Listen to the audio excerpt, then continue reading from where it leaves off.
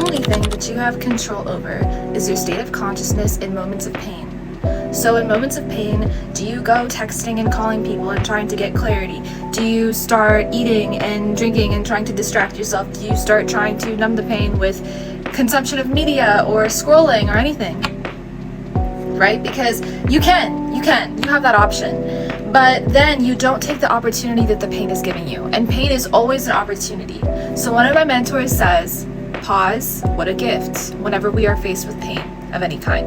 Because the pain is only there for us to learn from it. It is an opportunity. If we were okay, if we were comfortable in any given situation, then we wouldn't feel pain from it, right? So the pain automatically shows us where we have resistance to certain things. And resistance can only lead us back to ourselves. It can only show us more of where our consciousness currently sits. So we can examine our consciousness. We can examine where our consciousness sits. And we can always choose to change it. So in life, you don't choose who you marry, who your kids are, who your parents are, who your family is. You don't choose your karmas. You don't choose when you're going to die. You don't choose any of those things. You don't even choose your body. All these things are premeditated for you. What you choose is your state of consciousness in moments of pain. Because that is when your state of consciousness is tested. It's not tested when everything is fine and you can be distracted scrolling or talking to people and you're just living your life and you're not disturbed. That's not when you're tested.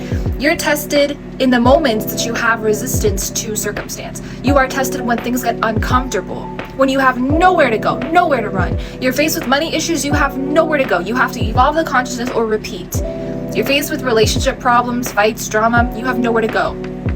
Right? And so if people try to run from their issues, which a lot of people do, and they'll go out and either split with someone and get with somebody else or try to run away from the situation, they're just going to meet the same situation in a different scenario. Same places, different faces, right? But it's the same situation. Because we have not learned the roots of the issue, which always resides in our level of consciousness. Because depending on the level of consciousness that you sit at, you will attract certain challenges to get you to grow, certain opportunities that will prompt your growth, that will ignite your growth. So we can actually deduce by means of our struggle where our consciousness currently sits at. And then we can make the choice to elevate our consciousness in this now moment, depending on where we are having problems in our life. So why this is important is because it would actually start getting individuals to start solving their problems instead of running away from them. And when we start solving our problems, right, via elevation of the consciousness, which we don't have to go out and solve anything. We don't have to go out and do anything. All we have to do is make the conscious decision in the now moment to connect to the light of the Creator. And in doing so, we embody the light of the Creator, and then we allow Creator to work for us. Creator can solve our problems for us. We don't have to do anything else. Our only problem, our only issue should be, how can I get in touch with the light of the Creator? How can I embody the light of the Creator? Because that energetic disposition will allow everything else to fall into place. Let somebody higher fight for you, right? So as you embody the light of the Creator, what does this mean? This means embodying the Creator's qualities, right, and personality. So when we are faced with challenges and problems, we bow to them, we surrender to them, we allow our consciousness to shift because of them.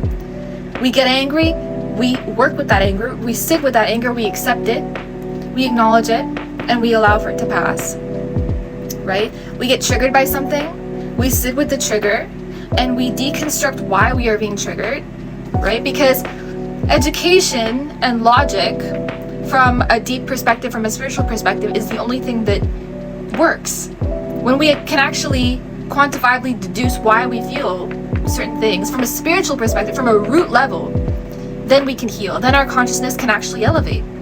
So we have a problem, great. There has already been a solution that has been created ahead of time. There's already been a solution that has been created ahead of time. That's why the problem is there, right? So it's up to us to, within meditation, which we can do in 10 seconds, connect to the light of the Creator, see the problem as an opportunity to serve us, for us. This entire world has been created for you, right? Not me, because we live in different worlds. Every person has a different reality and a different amount of wealth that only their soul can unlock. And we have that right to unlock it in this lifetime through soul correction. And it's possible to do for every human being. So assess your issues, try to see where your level of consciousness sits at, based off of the problems that you're having, and understand that it is always a matter of a consciousness shift. You don't have to solve anything, you just have to elevate your consciousness, and your only problem or issue is, how can I now connect to the light of the Creator?